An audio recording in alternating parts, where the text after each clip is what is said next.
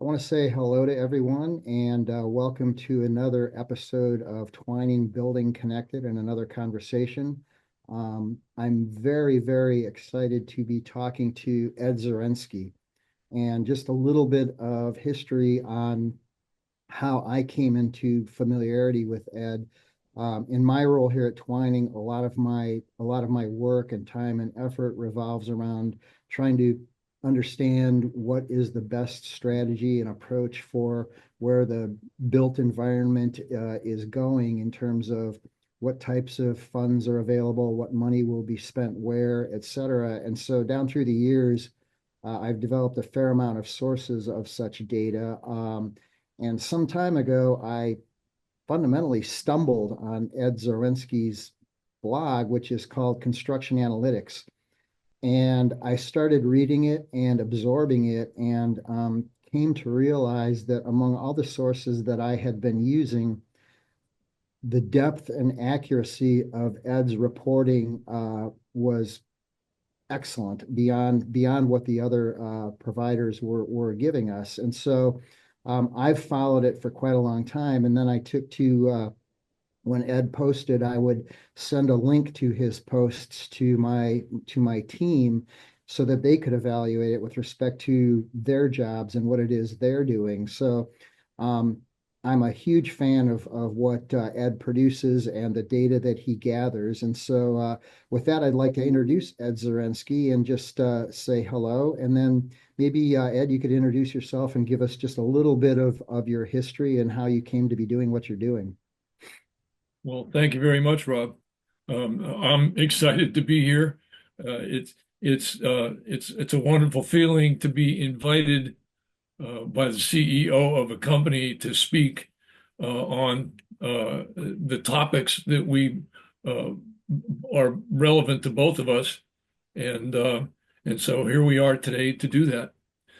I started construction analytics when I retired. I worked for a major construction company for 35 years, a national and now international company.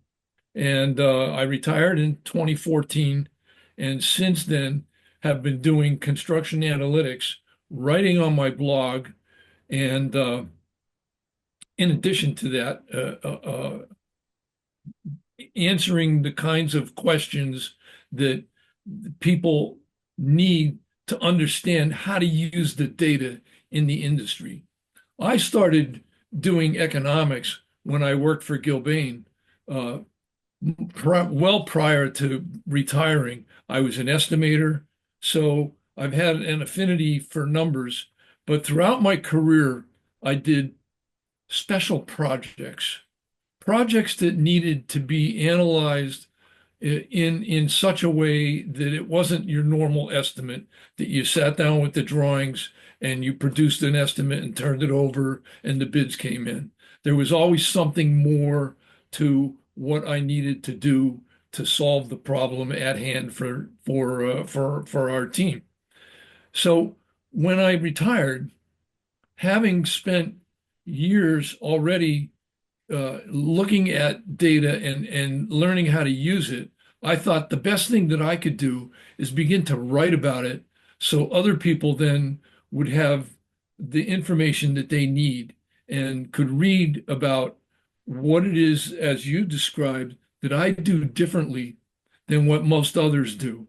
And people have been learning from that and responding to me uh, that they enjoy a different perspective on how to use the data. And so that has been my goal all along. And construction analytics has provided me with the venue to do that. Um, for instance, on construction analytics, one of the articles that I write every year and updated throughout the year is the inflation article. So, construction inflation 2025.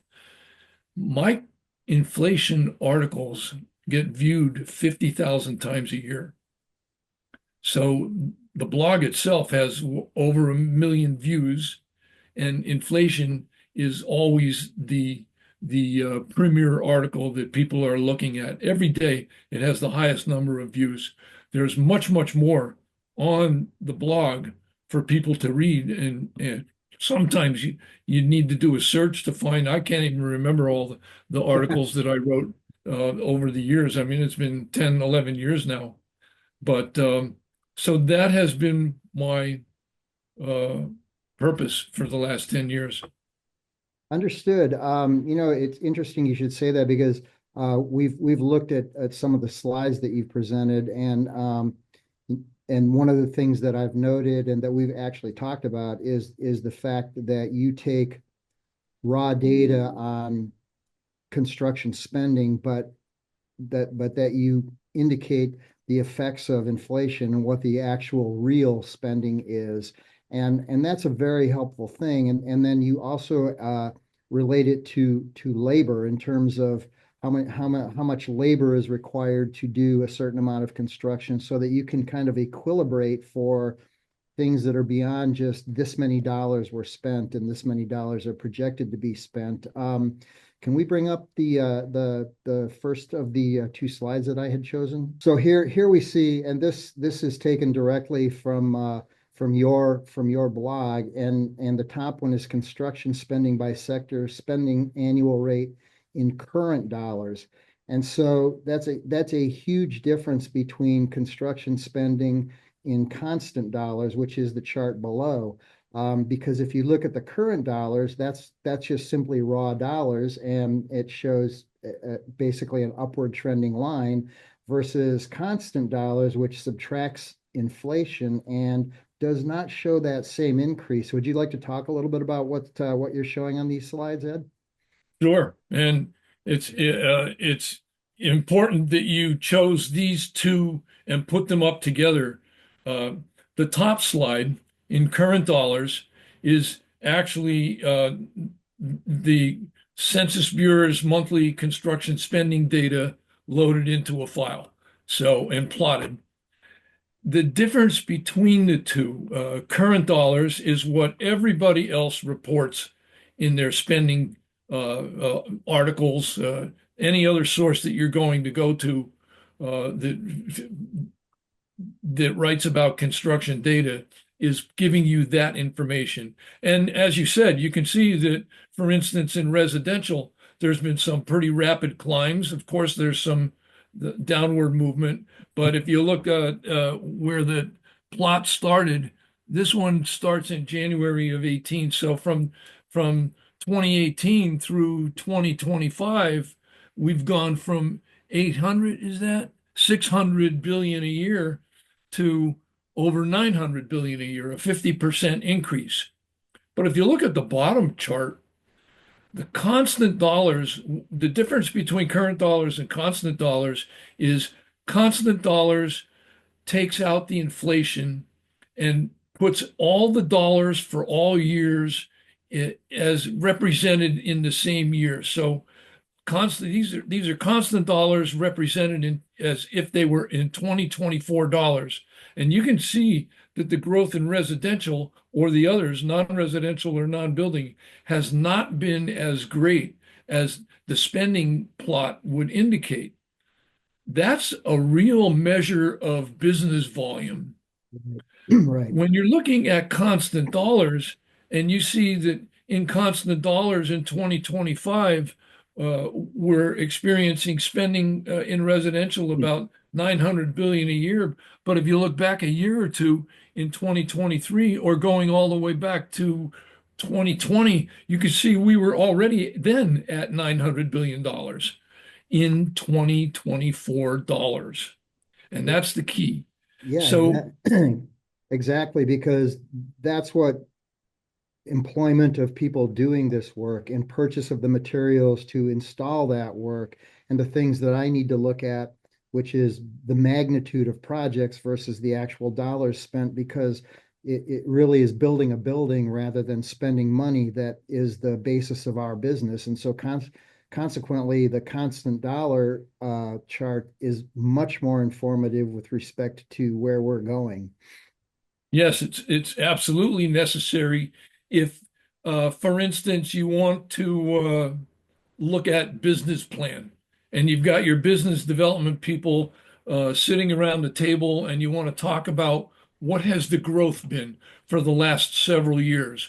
Well, you can't measure business growth by looking at construction spending. You need to take the construction spending, convert it all to constant dollars without inflation, and that gives you an indication of what your business growth is. And that also gives you an indication of what you should be doing with anticipating labor needs. Yep. Yep. So you don't base labor on the fact that spending has gone up 10%. If spending goes up 10% in a year when inflation is 7%, real growth is only 3%. So Right. you only need to increase labor by 3% that year. Yeah, exactly. And that applies to all sectors of the built environment, whether it's residential, multifamily residential, institutional, et cetera. Um, I'm curious to know, I'm sure you have a fair idea of the consumers, I'll call it, of the data that you provide. Who do you envision as the primary users of that data? I know there are firms like ours that are in what's referred to as the TIC industry, testing, inspection, certification.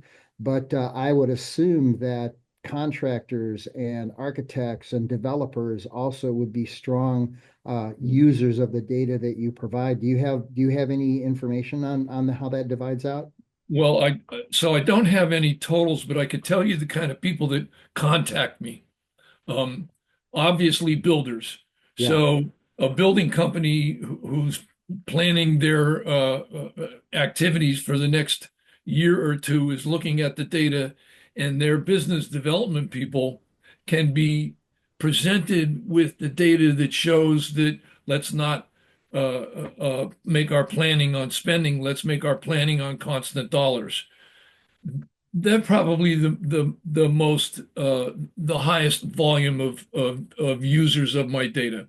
Yeah. However, other people that contact me are uh, planning people, development people, and even investment firms.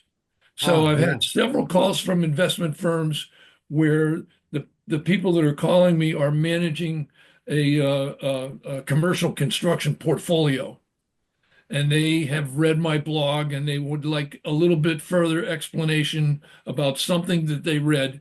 And they would always be bringing up paragraphs and say, I understand what this is. Could you go a little bit deeper on this? Yep. So the estimator in the construction company is one user because he wants a reference to the inflation data. The business development people want a reference to the spending and the constant dollar data, and the developers again are looking at the difference between the spending and the constant dollar, and also the investment firms. I see. Um, that brings up a question that I've been curious about. As I alluded to in my kind of introduction, I've found your data to be more informative and more accurate than many of the other sources that I have used over the years. How have you developed the sources of your data? How do you determine where to go and whom to speak with and what data to gather in order to produce the results that you have? Well, the data is available. For instance, spending comes out monthly. Sure. The U.S. Census Bureau publishes the spending data.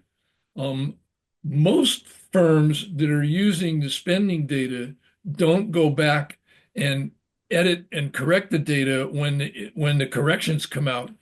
For instance, 2024 spending as of December is complete, and the December data came out in February. But on July 1, when the report comes out on July 1, all of 2024 will be revised. Yeah. And so I go back and actually make all of the revisions based on the data that comes out of census. That's where I get my spending data from.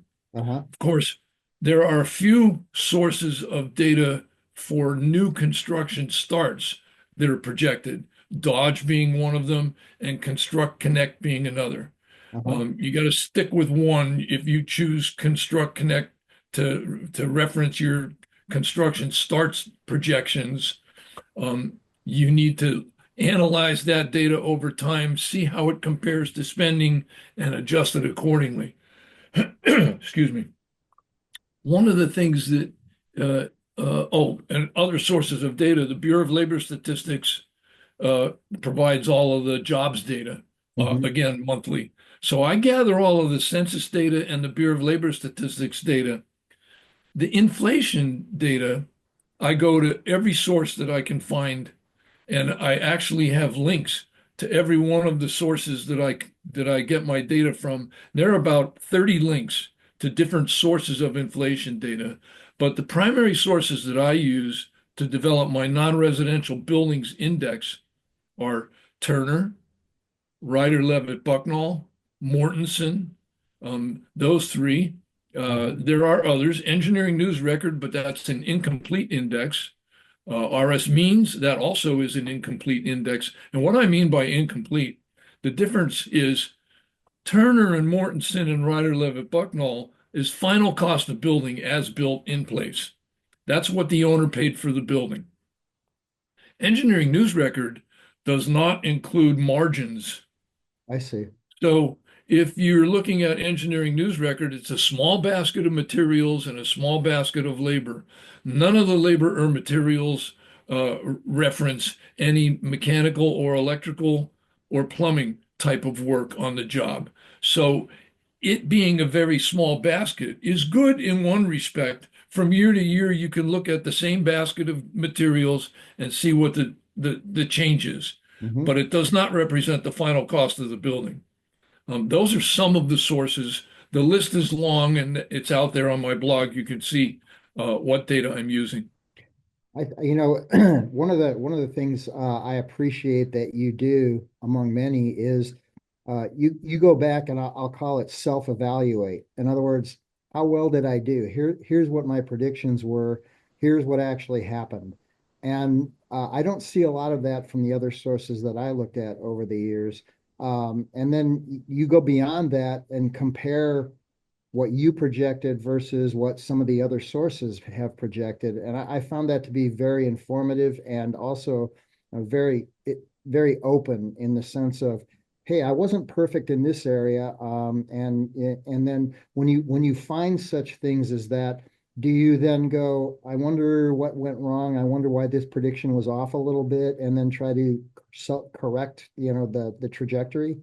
Yes, in fact, going back about 6 or 8 years ago, I put a forecast together that was way off the mark, Hmm. and it was off the mark in certain non-residential buildings. And I wondered how could I be that far off the mark? And so what I then found was that construction starts data doesn't always match up fully with spending data. And so it kicked off on my part a summer where I started analyzing several years worth of starts data compared to what the spending should have been based on what the starts was telling me was new contract awards. I see. What I found then was that the starts data is not 100% complete. And there are several reasons why that. The issuers of the starts data do some analysis and in some cases even do likelihood that all of this will occur. And they may take a percentage of their data. So when you're looking to see that starts, if you've been spending 100 billion a year for 5 years, all the starts leading into that should have been 100 billion a year. Right. I mean, but if the starts leading into that were 60 to 70 billion a year, you find that starts is a percentage of actual, and you need to know what that is. So I analyzed 15 years of data to come up with the answer to that. And I've now produced my own method for projecting forward based on the information that I can get my hands on. I see that. That actually leads to another question that I wanted to ask, which is it's probably been 2 years maybe or so since I've been quasi-religiously following your blog. Um, but in the years before that, I wasn't aware of it. How have you seen what you do develop over the time you've been doing it? Good question. Well, I can say this. 10 to 15 years ago, I was doing this, not writing the blog, but I was doing the analysis. Uh-huh. And I didn't know at that time some of the things that I needed to look deeply at to come up with my own factors. I have since built a factoring system for me to come up with a forecast, and I compare those forecasts, as you've said, to actual data. And so once I developed a system to adjust my own forecast forward, and it's interesting to, in order to go forward, I needed to go backward. I see. And what I mean by that is, I'll use the example again of $100 billion worth of construction. Uh-huh. Well, a typical a typical non-residential building and average non-residential building, of all the buildings that start within 1 year, all the new starts that year, 20% of all of the spending would occur in the year that it started. Now, Uh-huh. you can imagine for a 24-month building, it starts in January, 50% gets spent in the first year and 50% in the second year. But what I'm talking about is all the starts over a 12-month span.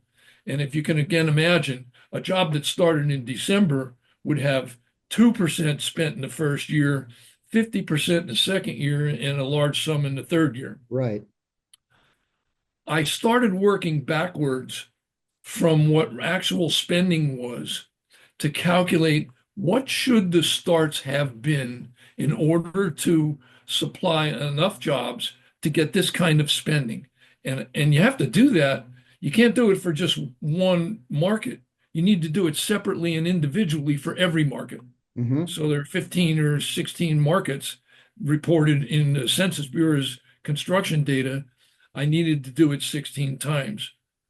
You don't know if you're going to come up with the right answer until you do all of them, put them together, and do a projection forward to see what output does that give me, and then compare that output to some of the results for recent years and see whether it's giving the right kind of number.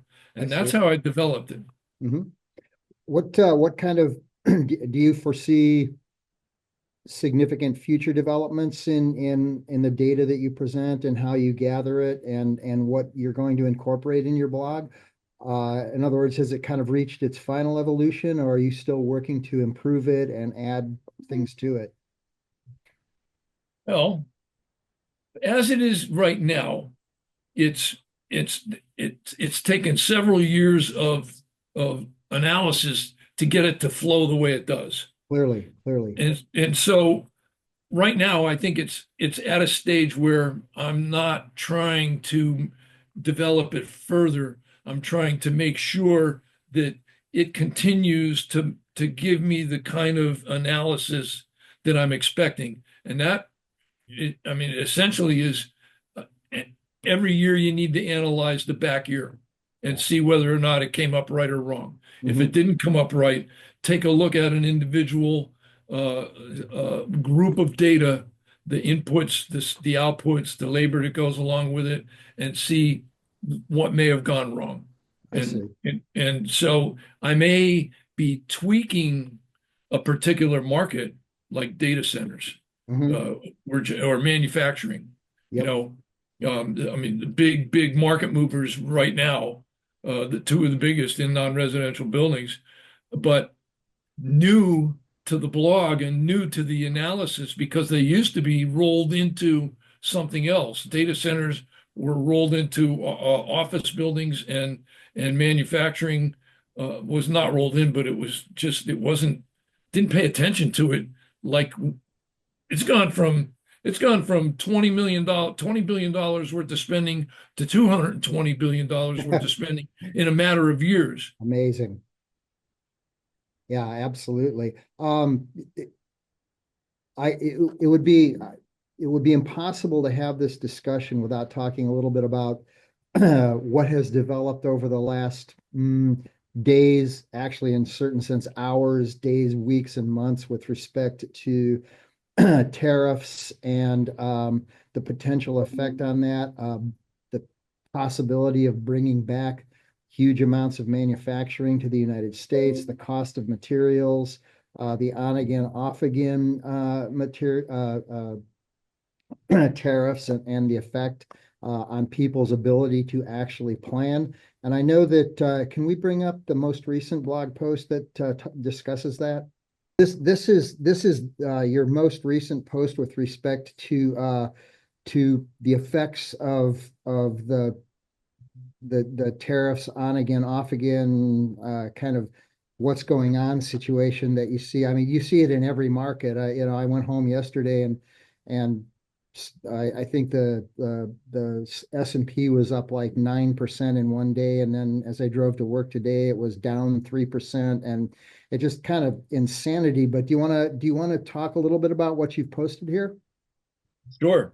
So construction briefs. Uh, I prepare a forecast, an outlook for the year in February of every year. But then after the months after that, I post one of these brief articles. So it might take 5 minutes to read. It's a page or two long. It's not like a 10-page forecast. What I'm doing when I post a construction briefs article is I'm in paragraph form. I'm giving you the thoughts on a subject. In this particular one, there are several things addressing tariffs. Yeah, For instance, a lot of people rely on the producer price index for materials, that and I think, does the that not come producer out tomorrow? The, I think it comes out on the 12th every year, every month. okay, It might come out tomorrow, so it could be the 11th. At any rate, the producer price index for materials does not include imports. It's domestic. So when you're looking at the producer price index, if there has been a run up in the cost after tariffs have been invoked, it has nothing to do with the materials that are experiencing tariffs. What it represents is the domestic material change in price by suppliers recognizing that if tariffs are going to affect all the imported products and they're going up 20%, what's to stop me from raising the price of my domestic products? Because I've got a lot of room to move here. And I provide an example in here. One of the things that was said by this administration is that tariffs, foreign goods may become a little more expensive, but domestic goods do not. Well, that's false. And in the absolutely. following paragraph, I explained in 2018 when the steel tariff was invoked, uh, within the next 12 months, the price of all domestic steel increased 18%. And that's a big move. That's a huge So move. Yeah, it's showing, and there are other examples like that. But tariffs not only affect imported products, but they affect domestic products. But the other thing that tariffs do to imported products is some of them will no longer be imported. yep. So there could be supply chain issues on products that you're accustomed to receiving, and you no longer can get those products. So what do? Your supply chain is cut. You need to find a new supplier of a new domestic product to take in place of what you used to use, and that could go across many, many dozens of types of products. Uh-huh. In addition to that, there was the other article that you showed, in addition to the construction briefs, is tariffs create unknown costs. What you might find interesting is that's a short article, but at the bottom of that article, I let people know that I wrote that 6 years ago, and it's exactly relevant to today. There's Yeah, not one thing in there that is not relevant to today. So the tariff issues create unknown costs, and pump assemblies or HVAC equipment uh, incorporate uh, parts that could have been imported where the domestic manufacturing is using those imported parts for the final stage of manufacture. So you are buying a pump or a piece of HVAC equipment, a chiller, for instance, or whatever it may be, and there are that's going the cost of that product is going up because there are imported pieces built into it, and someone needs to sit down and figure out how much all of that is worth.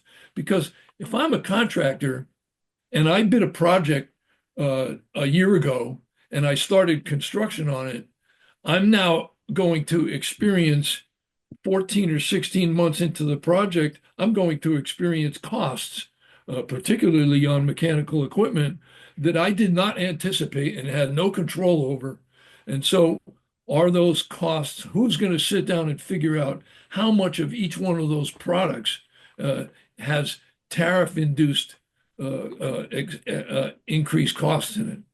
right. And if you are an owner, whether you're a public agency or a private developer or an institution, and you're thinking about perhaps I would like to have, I don't know, you're a hospital chain, for example, and perhaps we need a new facility because of changes in demographics in my area or whatever. Under an environment where you really don't know what's going to happen, it's very difficult to say, okay, here's the investment I'm going to have to make, and here's what the payoff is going to be down the road, because your estimation of what those investments in the various materials are going to look like, you don't have a good way to project that. And so especially in the private sector, a lot of things are contingent on the bottom right hand corner of a spreadsheet that shows cash flows, right? And if you have no good idea of what those cash flows are going to look like, in other words, the sensitivity is extremely high, it's very difficult to go to someone who's going to loan you money and say, this is going to be how I'm going to pay you off when you loan me the money to build this facility. And so it's just an overall damper on the entire construction economy, that unknown factor of I'm not really sure what things are going to cost. Right. I think that that has an effect on uh, development plans. Yep. Owners are typically looking at how they're going to capital invest over Yep. the next few years. And now they're tasked with, okay, my capital expenditures were planned at this, but that plan is no longer complete. I need to make adjustments to that plan. It's going to be more expensive. And I give you an example of uh, when I was an estimator, I had a client who we did a lot of work for. But this client was an investment firm.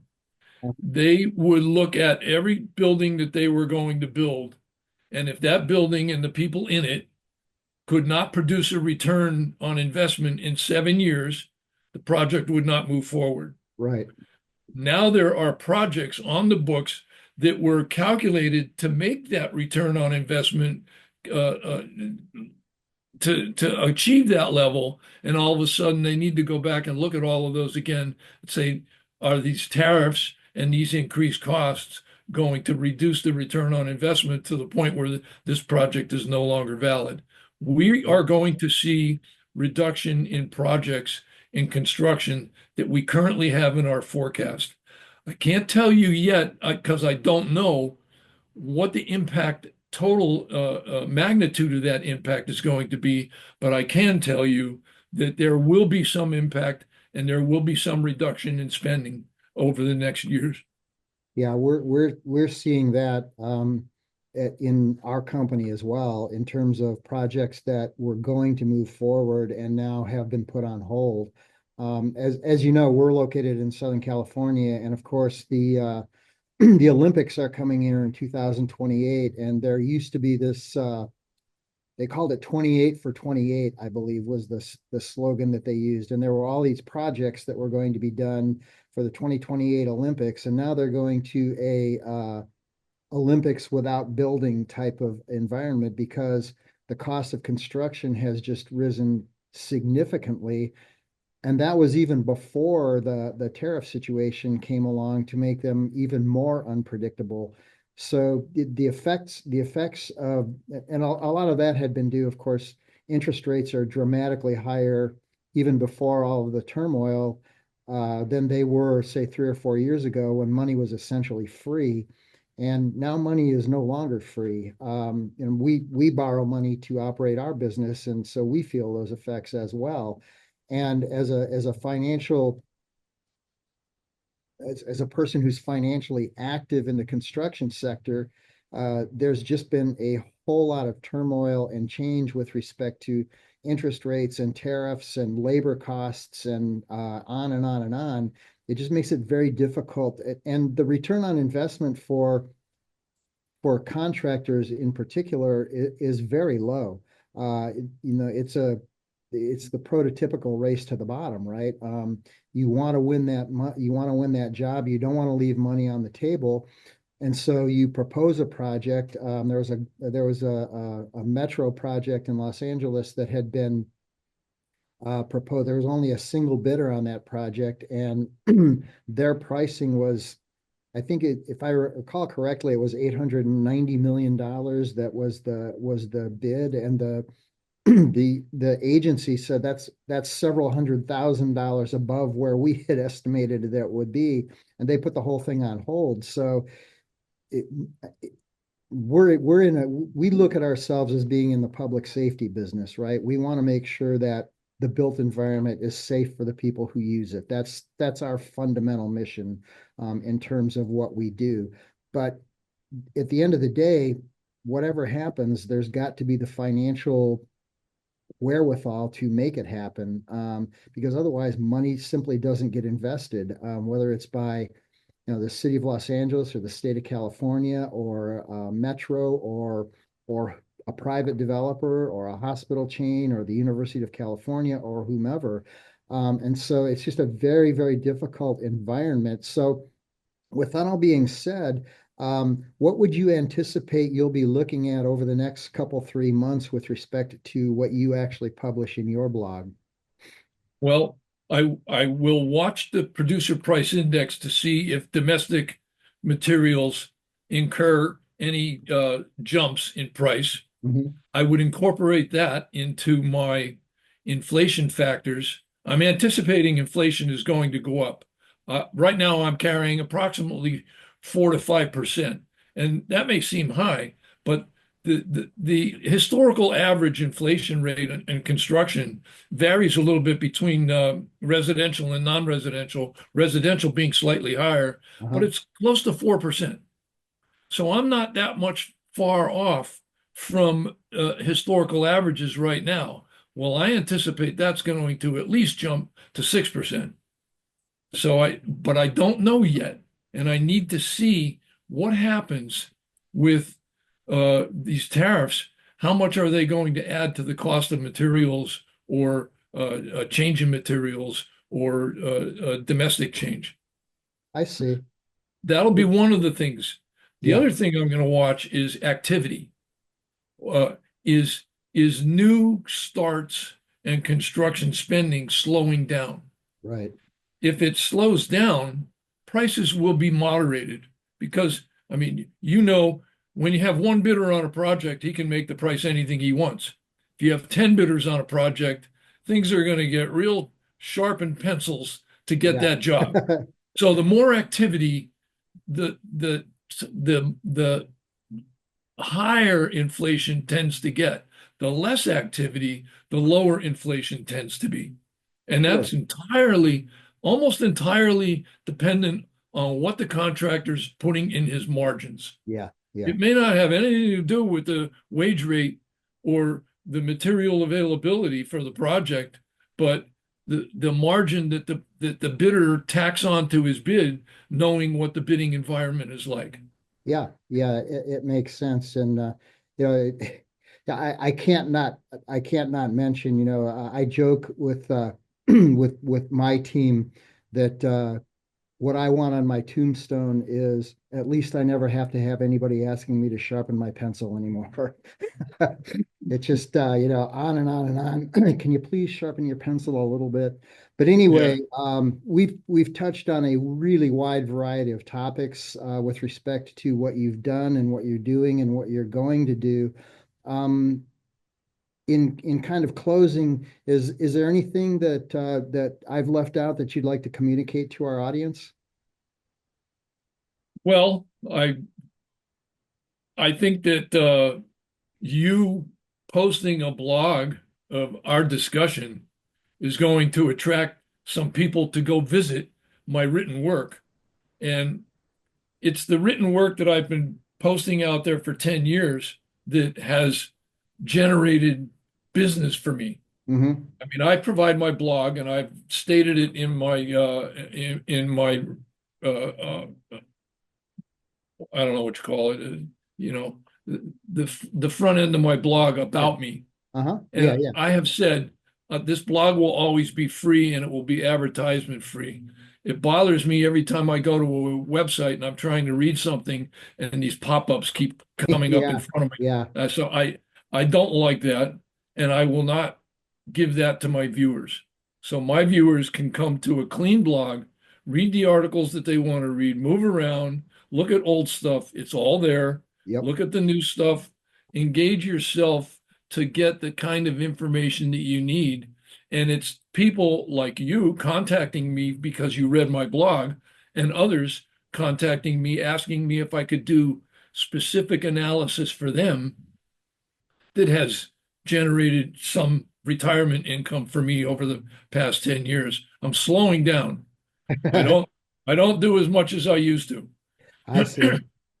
Well, it's certainly the case that that we deeply, deeply appreciate the free information that you provide. I personally find it extremely useful to the extent that I make sure that my team always has a look at it. I've asked them to subscribe to it so that I don't have to send it out to them. It's just very valuable information that's available at no cost, and it is hugely valuable to me, and we appreciate your doing it. And with that all being said, I really want to thank you for taking the time to speak with us, to enlighten us about where you've come from, what your intent is with respect to the blog, and the data that you gather and how you interpret it. So again, I just want to thank you and express our appreciation for the data that you provide and for the time that you've spent with us today. Thank you very much, Rob.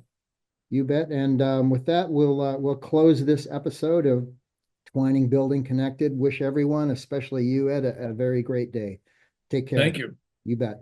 Bye-bye.